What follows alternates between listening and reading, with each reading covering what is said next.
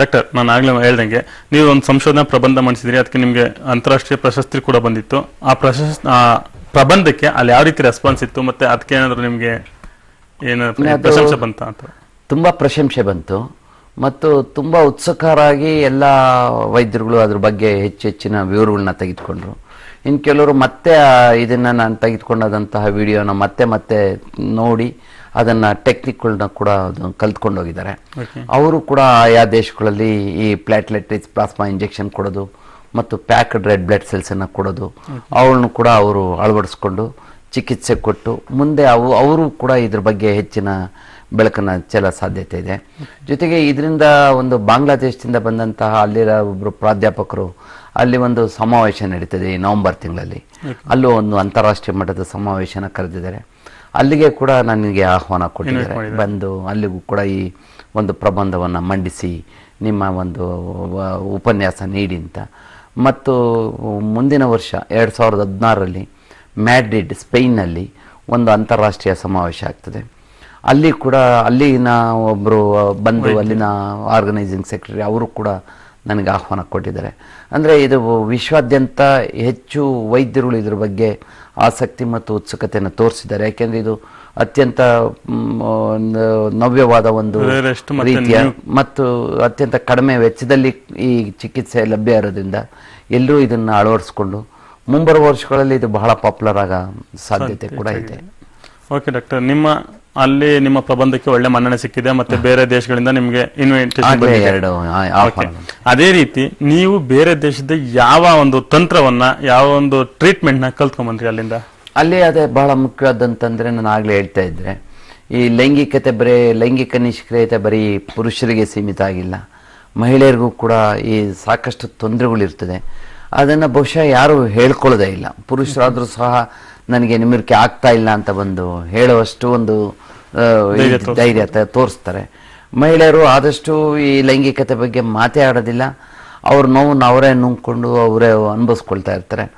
ಅದು ತಪ್ಪು ಅನ್ನೋದನ್ನು ಈ ಸಮಾವೇಶ ಬಹಳ ಪ್ರಬಲವಾಗಿ ಹೇಳಿದೆ. ಅಂದರೆ ಅವ್ರನ್ನೂ ಕೂಡ ಕಾನ್ಫಿಡೆನ್ಸಿಗೆ ತೆಗೆದುಕೊಳ್ಬೇಕು. ಲೈಂಗಿಕ ಕ್ರಿಯೆಯಲ್ಲಿ ಪುರುಷರ ಪ್ರಧಾನ ಎಷ್ಟು ಪ್ರಾಮುಖ್ಯತೆ ಅಷ್ಟೇ ಮುಖ್ಯ ಅವ್ರಿಗೂ ಕೂಡ ಯೋನಿ ತೇವ ಆಗೋದಾಗ್ಲಿ, ಯೋನಿ ಬಿಗಿ ಆಗೋದೇ ಆಗಲಿ, ಅವ್ರಿಗೆ ಔಟ್ ಆಗೋದೇ ಆಗಲಿ, ಜಿ ಸ್ಪಾಟ್ ಸ್ಟಿಮ್ಯುಲೇಟ್ ಆಗೋದೇ ಆಗಲಿ ಮತ್ತು ಮದನ ಧ್ವಜ ಕ್ಲೈಟೋರಿಸ್ ಸ್ಟಿಮ್ಯುಲೇಟ್ ಆಗೋದೇ ಆಗಲಿ, ಅವುಗಳು ಕೂಡ ಬಹಳ ಪ್ರಮುಖ ಪಾತ್ರ ವಹಿಸ್ತವೆ. ಅವ್ರುಗಳು ಕೂಡ ಬಹಳಷ್ಟು ಚಿಕಿತ್ಸೆಗಳು ಇತ್ತೀಚೆಗೆ ಲಭ್ಯ ಆಗಿದೆ. ಅದರಲ್ಲಿ ಪ್ರಮುಖವಾದ್ದು ಅಂತಂದರೆ ಈ ವೆಜೈನಲ್ ವೈಬ್ರೇಟರ್ಸ್ ಕೊಡೋದ್ರ ಮುಖಾಂತರ, ಈ ತರಂಗಗಳನ್ನು ಕಂಪನಗಳನ್ನು ಕೊಡೋದ್ರ ಮುಖಾಂತರ ಯೋನಿನ ಬಹಳಷ್ಟು ಚೆನ್ನಾಗಿ ಉದ್ರೇಕಗೊಳಿಸ್ಬೋದು.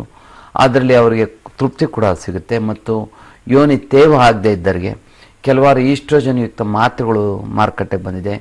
ಈಸ್ಟ್ರೋಜನ್ ಮತ್ತು ಸಿಲ್ಡೆನಫಿಲ್ ಸಿಟ್ರೇಟ್ ಯುಕ್ತ ಮಾತ್ರೆಗಳು ಈ ಸಂಭವ ಕ್ರಿಯೆಗಿಂತ ಒಂದು ಅರ್ಧ ಗಂಟೆ ಮುಂಚೆ ಈ ಮಾತ್ರೆಗಳನ್ನು ಯೋನಿಗೆ ಹಾಕ್ಕೊಳ್ಳೋದ್ರ ಮುಖಾಂತರ ಯೋನಿ ತೇವ ಆಗೋ ರೀತಿಯಲ್ಲಿ ಮಾಡ್ಬೋದು.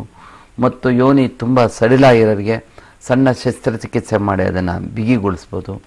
ಮತ್ತು ಯೋನಿಯ ತುಟಿಗಳು ತುಂಬ ಅವುಗಳು ಸಡಿಲಾಗಿದ್ದು, ಜೋತ್ ಬಿದ್ದಿದ್ದು ಮತ್ತು ಸುಕ್ಕಾಗಿದ್ದರೆ ಅಂಥವರಿಗೆ ಕೂಡ ಪ್ಲಾಟ್ಲೆಟ್ ರಿಚ್ ಪ್ಲಾಸ್ಮಾನ ಇಂಜೆಕ್ಟ್ ಮಾಡಿ ಅದನ್ನು ಕೂಡ ಸರಿಪಡಿಸ್ಬೋದು. ಹಾಗಾಗಿ ಪುರುಷರಿಗೆ ಯಾವ ರೀತಿಯಲ್ಲಿ ಲೈಂಗಿಕ ತೊಂದರೆಗಳನ್ನ ನಾವು ಹಲವಾರು ಸುಮಾರು 2 ವರ್ಷದಿಂದ ಚರ್ಚೆ ಮಾಡ್ತಾ ಇದ್ವಿ, ಅದೇ ರೀತಿ ಅಂಥದೇ ತೊಂದರೆಗಳು ಮಹಿಳೆಯರಿಗೂ ಇದೆ ಅನ್ನೋದು ಕಂಡು ಬಂದಿದೆ. ಅವ್ರುಗಳು ಹೇಳ್ಕೊಳ್ತಾ ಇಲ್ಲ. ಅವ್ರುಗಳು ಕೂಡ ಇನ್ನು ಮುಂದೆ ಬಂದು ಇಂಥ ಚಿಕಿತ್ಸೆಗಳನ್ನ ತೆಗೆದುಕೊಂಡು ಲೈಂಗಿಕ ಕ್ರಿಯೆಯಲ್ಲಿ ಸಕ್ರಿಯವಾಗಿ ಅವರು ಪಾಲ್ಗೊಂಡು ಲೈಂಗಿಕ ಕ್ರಿಯೆಯ ಆನಂದವನ್ನು ಅವರು ಕೂಡ ಅನುಭವಿಸ್ಬೋದು ಅಂತ ಈ ಅಂತಾರಾಷ್ಟ್ರೀಯ ಲೈಂಗಿಕ ಸಮಾವೇಶ ಅದನ್ನ ಕರೆ ಕೊಟ್ಟಿದೆ. ಓಕೆ ಡಾಕ್ಟರ್, ಈಗ ಆಲ್ಮೋಸ್ಟ್ ಈಗ ಮಹಿಳೆಯರು ಅಂತಂದ್ರೆ ಅವರು ಲೈಂಗಿಕತೆಯಲ್ಲಿ ಪ್ರಧಾನ ಪಾತ್ರ ವಹಿಸೋದಿಲ್ಲ, ಬಟ್ ಅವರು ಸುಖ ಪಡ್ಕೊಳ್ಬಹುದು ಅಷ್ಟೇ, ಅದರಿಂದ ತೃಪ್ತಿ ಹೊಂದಬಹುದು. ಆದ್ರೆ ಅದಕ್ಕೆ ನೇರವಾಗಿ ಅವರು ಭಾಗವಹಿಸಕ್ ಆಗೋದಿಲ್ಲ. ತೃಪ್ತಿ ಪಡ್ಲಿಕ್ಕೆ ಇದೆಲ್ಲ ಬೇಕಲ್ಲ. ಓಕೆ, ಈಗ ಯೋನಿ ಸಡಿಲಾಗಿದ್ರೆ ತೃಪ್ತಿ ಆಗೋದಿಲ್ಲ, ಅಂತವ್ರು ಯೋನಿ ತೇವ ಆಗದೆ ಇದ್ರೆ ತೃಪ್ತಿ ಆಗೋದಿಲ್ಲ. ಅಂತವ್ರು ಈಗ ಮಹಿಳೆಯರು ಡೈರೆಕ್ಟ್ ಆಗಿ ಗಂಡಂಗೆ ಹೇಳ್ಕೊಳ್ಳೋದಿಲ್ಲ, ಎಷ್ಟೋ ಜನ ಡಾಕ್ಟರ್ ಕೈಲೂ ಹೇಳ್ಕೊಳ್ಳೋದಿಲ್ಲ. ಅಂತವ್ರು ಈಗ ಗಂಡಂಗೆ ಅನಿಸುತ್ತೆ ಈಗ ನನ್ನ ಹೆಂಡತಿ ಈಗ ಲೈಂಗಿಕತೆಯಲ್ಲಿ ಆಸಕ್ತಿ ಇಲ್ಲ ಅಂತವ್ರು ಡೈರೆಕ್ಟ್ ಅವ್ರನ್ನ ಕರ್ಕೊಂಡ್ಬಂದು ತೋರಿಸಿದ್ರು ಟ್ರೀಟ್ಮೆಂಟ್ ಕೊಡಬಹುದು. ಅದೆಲ್ಲ ಟೆಸ್ಟ್ ಮಾಡಿಸ್ಕೊಂಡು ಅವ್ರಿಗೂ ಅಷ್ಟೇ. ಈಗ ನಾವು ಪುರುಷರಿಗೆ ಯಾವ ರೀತಿ ಚಿಕಿತ್ಸೆಗಳನ್ನ ಕೊಡ್ತಾ ಇದ್ವಿ, ಅಷ್ಟೇ ಪ್ರಬಲವಾದ ಮತ್ತು ಪ್ರಮುಖವಾದ ಚಿಕಿತ್ಸೆಗಳನ್ನ ಮತ್ತು ಅಷ್ಟೇ ಸರಿಯಾದ ಆಕ್ಯುರೇಟ್ ಟ್ರೀಟ್ಮೆಂಟನ್ನು ಅವ್ರಗಳಿಗೂ ಕೂಡ ಕೊಟ್ಟು ಅವ್ರಿಗೆ ಕೊಟ್ಟಾಗ ಏನಾಗುತ್ತೆ, ಅವರು ತೃಪ್ತಿ ಪಟ್ಟರೆ ಪುರುಷನಿಗೂ ಸಹ ಅದೇ ರೀತಿಯ ತೃಪ್ತಿ, ಇನ್ನೂ ಹೆಚ್ಚಿನ ತರವಾದ ತೃಪ್ತಿ ಸಿಗೋ ಸಾಧ್ಯತೆ ಇದೆ. ಅಲ್ಲದ್ರೆ ಏನಾಗ್ತದೆ, ಯೋನಿ ತೇವ ಆಗಿಲ್ಲದೆ ಇದ್ರೆ, ಅದು ಒಣಗಿದ್ರೆ ಪುರುಷನಿಗೂ ಕೂಡ ಸುಖ ಸಿಗೋದಿಲ್ಲ. ಯೋನಿ ತುಂಬಾ ಸಡಿಲಾಗಿದ್ದು, ಯೋನಿಯ ತುಟಿಗಳೆಲ್ಲ ತುಂಬಾ ಏನಾದರೂ ಸಡಿಲಾಗಿದ್ರೆ ಆಗ ಕೂಡ ತೃಪ್ತಿ ಅಷ್ಟು ಸಿಗೋದಿಲ್ಲ. ಆದ್ರಿಂದ ಈ ಲೈಂಗಿಕ ಕ್ರಿಯೆ ತೃಪ್ತಿಕರವಾಗಿ ಆಗ್ಬೇಕು ಅಂತಂದ್ರೆ ಒಂದು ಇಬ್ರು ಸಹಮತ ಇರಬೇಕು, ಪ್ರಮುಖವಾದ ಪಾತ್ರ ವಹಿಸ್ಬೇಕಾಗತ್ತೆ. ಅದರಿಂದ ಇಬ್ರು ಚಿಕಿತ್ಸೆ ತೆಗೆದುಕೊಂಡ್ರೆ ಇನ್ನೂ ಹೆಚ್ಚಿನ ಅವ್ರಿಗೆ ಸುಖ ಮತ್ತು ಆನಂದ ಸಿಗೋ ಸಾಧ್ಯತೆ ಇರ್ತದೆ. ಓಕೆ ಡಾಕ್ಟರ್, ಮತ್ತೆ ಇನ್ನೇನು ಇಲ್ಲಿ ಸಮ್ಮೇಳನದಲ್ಲಿ ಏನೇನು ಕಾರ್ಯಕ್ರಮ ನಡೀತು ಡಾಕ್ಟರ್? ಇದು 4 ದಿವಸಗಳ ಸಮ್ಮೇಳನ ನಡೀತು.